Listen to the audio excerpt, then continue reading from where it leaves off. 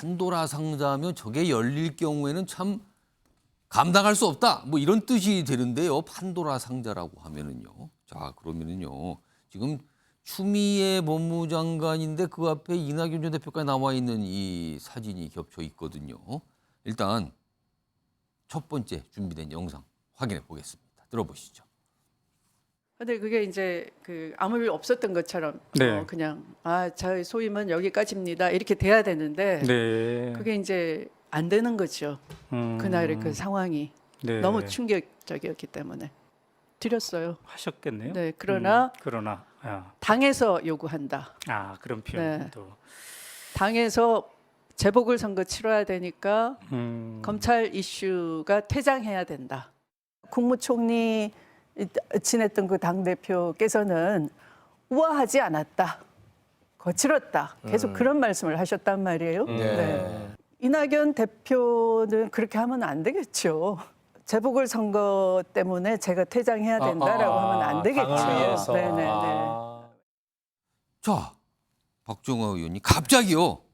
이게 몇 년 전에 있었던 추미애 전 대표, 추미애 전 법무장관이 그 장관 자리에서 물러난 게 갑자기 이슈가 됐어요. 본인이 막 얘기를 꺼내놨거든요. 우선 첫 번째는 문재인 전 대통령 탓을 했어요. 자기는 그런 마음이 없었는데 문 전 대통령이 그만두라고 그랬다. 나 좀 약간 억울하다 이런 분위기로 탓을 했는데 오늘은 그거에 추가해서 어제부터 추가해서 근데 보니까 그 배경에 이낙연 전 대표가 그만두라는 얘기를 했다. 또 이낙연 전 대표 탓을 해요. 퇴임 비하 이렇게 폭로하는 경우가 흔합니까? 저는 제가 한 20, 30년 동안 정치를 예. 좀 봐왔는데 제 기억은 별로 없는 것 같아요. 이게 이번이 저희가 판도라의 상자라고 제목을 붙였는데 그게 맞는 것 같고요. 예. 물론 이런 일들이 판도라의 상자에 들어가 버린 이유는 좋은 일에는 적극적으로 나서시고 좀 곤란한 일에는 의견을 많이 표출하지 않았던 문재인 전 대통령의 문제가 있지만 그거는 덮어두고 예. 당 대표를 지냈고 그다음에 법무장관이라는 국무위원을 지냈던 분으로서 예. 저는 저게 맞는 처신인가라는 생각이 듭니다. 그러니까 좀 과하게 말씀을 드리면 참 기본이 안 됐다라는 생각이 들어요. 그러니까 기본이 안 돼 보인다 지금. 본인이 그 총선이라는 정치적 목적이 있는 것 같아요. 그런 공간을 확보하기 위해서 저렇게 문재인 전 대통령, 이낙연 전 대표를 공격하고 있는 걸로 보이는데요. 저는 저런 것들은 묻어가야죠. 아니, 국무위원을 해임하고 그 진퇴를 결정하는데 대통령이 물론 하셨겠지. 그거를 모든 국민이 뭐 아니라고 한다고, 지난 정부에 청와대에 있었던 분들이 아니라고 한다고 그걸 믿겠습니까? 그러나 그거는 어디까지나 묻고 가야 되는 일이지요. 그리고 모든 국민들이 다 그때 당시를 기억합니다마는 추미애 전 장관이 굉장히 여당에도 그다음에 문재인 그 청와대에도 예. 굉장히 부담이 됐었던 건 사실이잖아요. 이제 와서 본인이 몸담았던 이 조직에 대해서 그리고 모셨던 예. 대통령에 대해서 저렇게 본인의 목적을 위해서 활용하고 공간을 만들기 위해서 이렇게 총을 쏘는 거는 저는 뭐 기본이 좀 안 된 처신이라고 생각합니다. 그래서 민주당의 조홍천 의원 같은 경우는 금도에 어긋난다고 표현하잖아요. 저도 그 의견에 동의합니다. 전재수 의원님, 예. 지금 박정화 의원께서 좀 얘기하시면서 무슨 목적이 있어서 저러는 것 같은데 라고 했어요. 지금요, 사실 저런 얘기를 꺼내면 당내 분란이 이렇게 뻔하잖아요. 근데 얘기를 꺼내놨거든요. 무슨 목적이라고 보십니까, 이거? 근데 지금 그 예상과 달리 당내 분란은 없습니다. 분란 없습니까? 분란이 조용합니까, 없어요. 그냥? 조용합니다. 예. 오. 왜 그러냐면 우리 박정화 의원님께서도 이게 여당에서도 이제 말씀을 하셨듯이 사실 선을 너무 넘어버렸기 때문에 이게 그 뭐 말씀하시는 내용이 어떻든지 간에 예.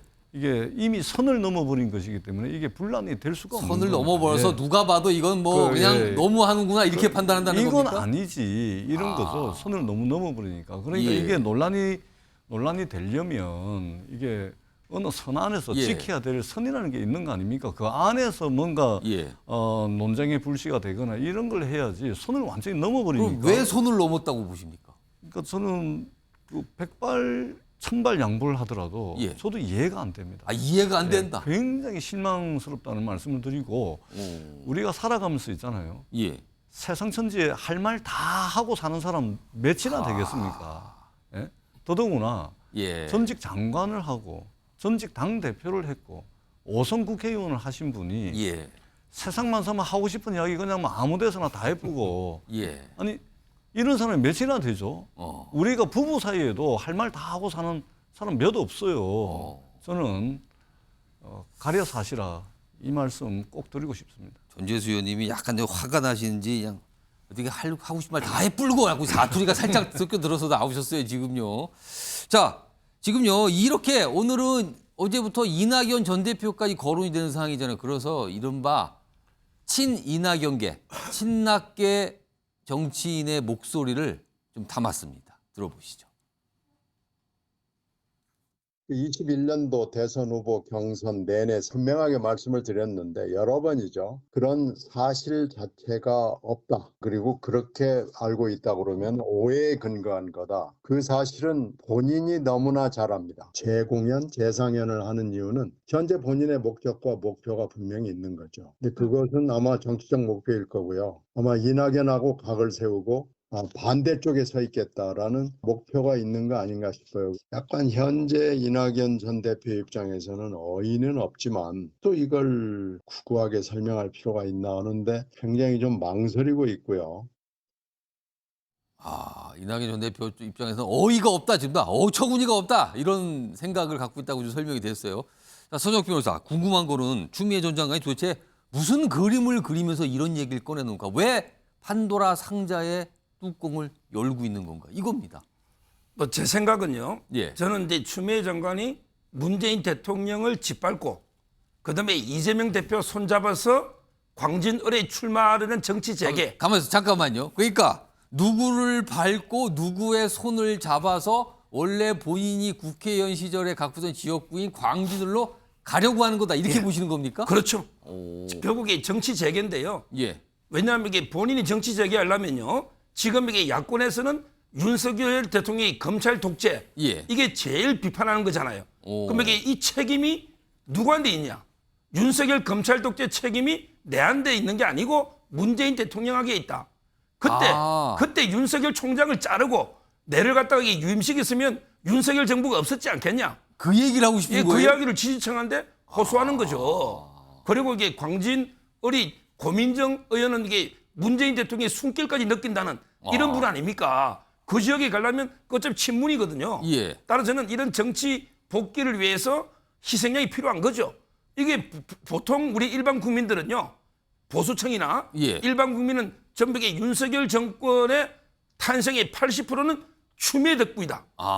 조추박, 넓게 보면 조국, 추미애, 박범계 이분들이 윤석열 총장을 밟을수록 조추박이요? 조추박 이렇게 보고 있거든요. 근데 지금 추미애 의원은 이게 내 책임이 아니고 예. 이거는 문재인 대통령 책임이다. 윤석열 정권은 뭐 이렇게 지금 책임을 전가하고 있잖아요. 예. 저는 아주 이게 잘못된 행태로 봐요. 추미애 의원의 별명이요. 예. 마이너스의 손입니다. 마이너스의 손. 마이다스의 손이 아니고 예. 마이너스 되는 것마다 자기 발등을 찍는 아군 저격수. 대표적으로 이게 노무현 대통령 탄핵했죠. 그다음에 더루킹 고소해서 김경수 지사 잡아였죠. 본인이. 그다음에 윤석열 총장 키워줘 가지고 대권 후보 만들어준 거 아닙니까? 결과적으로 그러네요. 전부 이게 마이너스한 거예요. 예. 따라서 저는 추미애 장관이 자기 반성부터 해야지 이걸 문재인 대통령 공격하는 거 예. 아주 이게 잘못됐다 보고요. 그리고 이제 그 하나만 더 따끔하게 충고하면 예. 국가공무원법에 공무원의 비밀은 무덤까지 지켜가야 된다. 무덤까지. 지금 이게 장관까지 한 분이 직무상 그 비밀을 시시콜콜 인터뷰하는 게 이게 말이 됩니까? 법에도 반하는 거예요.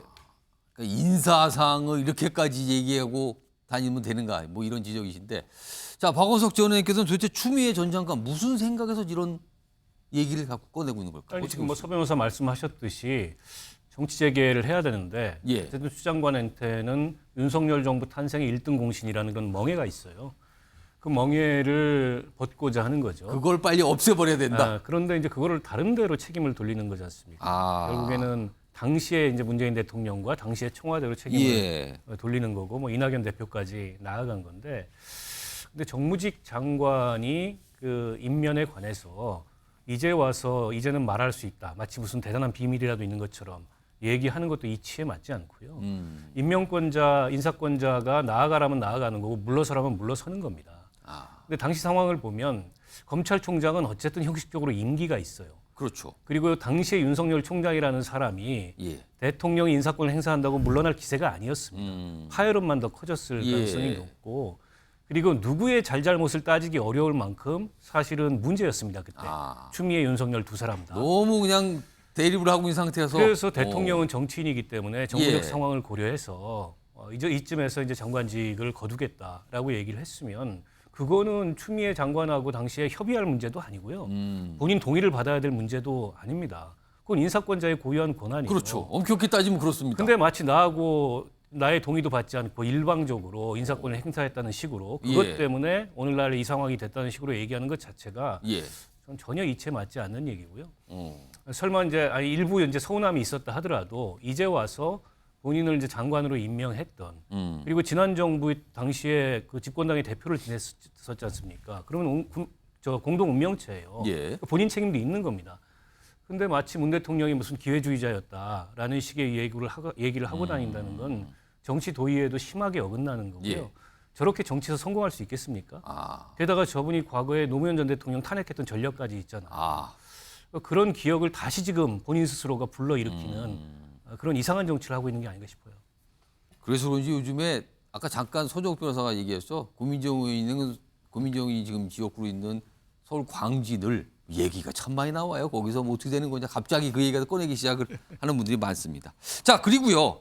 이런 가운데 추미애 전 장관도 그전엔 추미애 대표였죠. 민주당의 또 다른 전직 대표 송영길 전 대표. 이런 모습이 다 있군요, 지금요. 그 모습 영상으로 먼저 확인해 보겠습니다. 윤석열을 몰아내자! 윤석열을 몰아내자! 우리 송영길 전 대표님도 함께 걷고 계시는데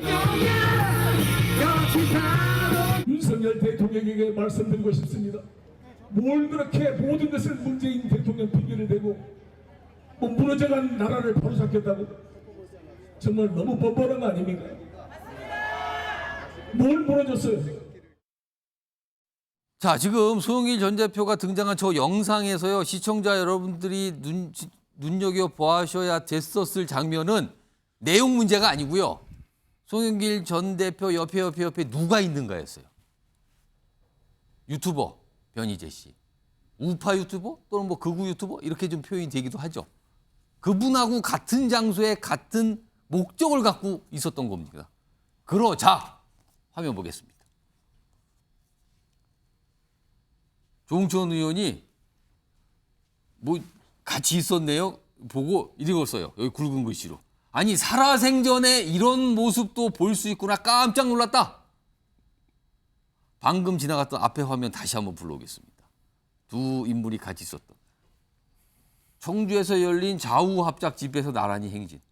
이렇게. 이 좌우합작이 어디 역사책에 나오는 거 아닙니까? 이 좌우합작은요. 이게 지금 실현이 됐다고요? 이렇게 모습입니다. 전재수 의원님 잠시 고개를 숙이고 계셨는데 송영길 전 대표의 모습 이거 어떻게 보셨습니까? 이거?